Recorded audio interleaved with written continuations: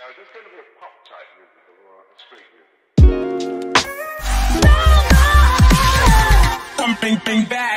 Hi mga Lodi Cakes! For today's video, ituturo ko sa inyo tong split screen, kung ano ang gamit nito. Alam ko yung iba sa inyo alam na to, kaya kung alam mo na to, ay pwede mo nang escape itong video ko na to. So, para to sa mga Lodi Cakes natin na hindi masyadong makalikod sa cellphone.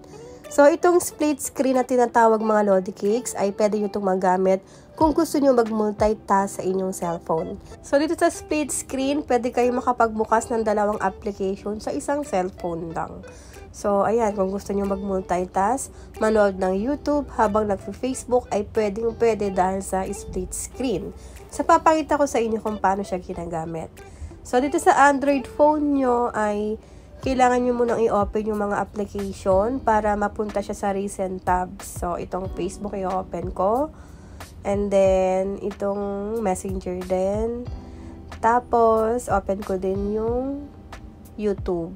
Yan. Kailangan nyo lang muna mag-open ng mga application para i-run sa split screen. Kasi kailangan siya mapunta sa recent tabs. So, papakita ko sa inyo kung ba't ako nag-open ng mga application. So, pinutin na natin tong recent tabs. Ayan. Tapos, ito na siya, diba? Nakita nyo, ito yung mga recent apps na in-open ko. So, para mapagana yung split screen, may kita nyo dito sa taas, may icon na ganito, split screen yan. Pipinutin nyo yan. Pero yung ibang cellphone, pinutin nyo lang yung dito, tapos lalabas na dito yung split screen. So, yun, pinutin nyo yung split screen, tapos ganito yung magiging screen ng cellphone nyo. So, mahati siya. Nakita nyo sa top, may YouTube ako naka-open. Tapos ito sa baba, nag-open ako ng Facebook. O, diba? Dalawa na siya dito sa isang screen lang. So, nakakapag-multitask tayo. Kung gusto nyo manood ng YouTube, habang nagpi-Facebook, ay pwedeng-pwede. Tapos sa baba, palitan naman natin. Gusto ko naman manood ng TikTok habang nag-YouTube. Ayan, o, diba? Dalawa yung nandyan sa screen. So, yan. Ganito mag-multitask gamit ang split screen. So, pwedeng-pwede niyang gamitin mga Lodi Cakes. Pero may ibang application dyan na hindi pwedeng ma-run sa split screen. If ever naman na ayaw na naka-split screen, yan, pwede nyo naman gawin to. Ayan. I-fold lang natin. Ibaba nyo lang ng ganyan. Ayan. O kaya i-home nyo na lang. Yan. Diba? Wala na yung split screen. Yung iba namang Android phone, nandito yan sa notification panel. Nakalagay dyan yung split screen para ma-activate.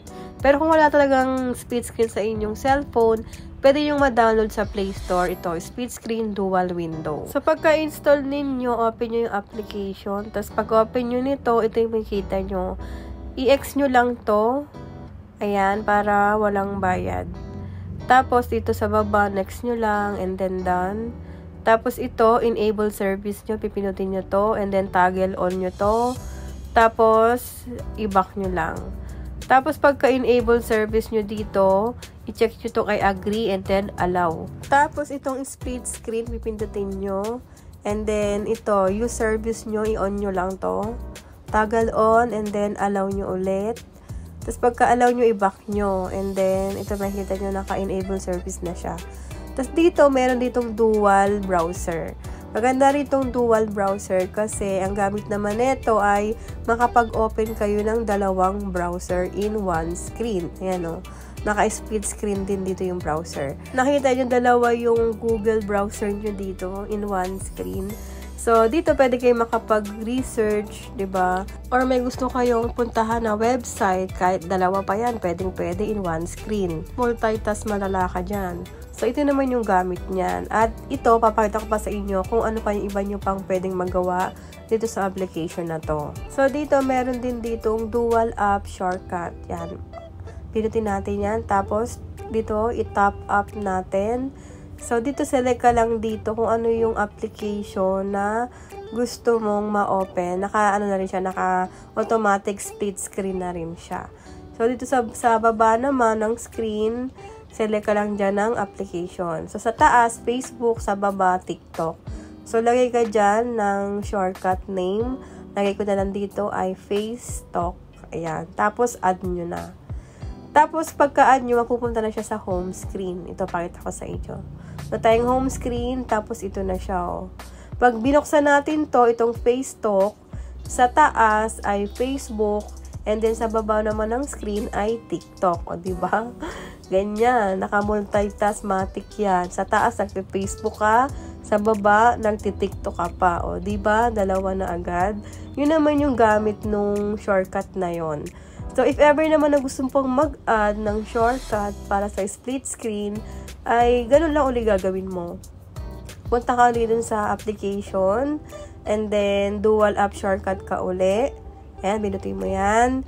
And then, dito add ka na lang uli. Lagay ka naman uli dyan sa top up kung anong application sa taas. Pag nag-open ka uli. So, dito naman nalagay ko sa taas ay itong Messenger. And then, sa bottom up naman, ang ilalagay ko ay YouTube. YouTube na lang. Asa na? Ito, YouTube. Tapos, lagay ka ulit dyan ng shortcut name. So, dito lagay ko ay Messtube. Ayan, Messtube and then add. Tapos, napupunta siya ulit dun sa home screen. Tapos, ito, meron ulit tayong shortcut. Pag open natin, sa taas ay Messenger and then sa baba ay YouTube. So, ayan, habang nanonood ka sa YouTube, kung may nag-chat sa'yo, mababasa mo agad at makaka-reply ka agad habang nanonood sa YouTube. So, ito naman yan, di ba? So, if ever na wala kayong mga split screen sa inyong cellphone, pwede yan ma-download sa Play Store, o di ba? Multitask malala ka dyan, mga lohoti cake. So, ito yung pwede nyong gawin. At sa mga nagtatanong naman, kung paano naman po sa iPhone, kung lang Android. So, sa mga naka-iPhone dyan, ay pwede rin naman kayo makapag-multitask. Pwede rin kayo magamit ang split screen. Ang gagawin nyo lang ay pumunta lang kayo sa App Store at ito ang hanapin nyo. Itong split screen dual window. Ayan, kailangan nyo lang yung i-download. So, pagka-download nyo nitong application na to, ang kailangan nyo lang gawin dito ay allow nyo yan. Tapos ito, pwede na kayong mag-multitask. Kung gusto mong mag-YouTube, ayan. Or kaya mag-Facebook sa taas, tapos dito sa baba, Instagram. Ang kailangan nyo lang gawin ay i-log in ang inyong mga account.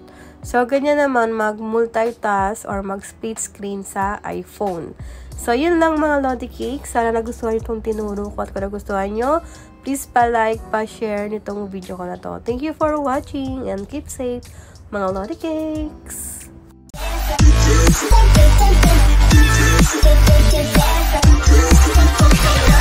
Something bang.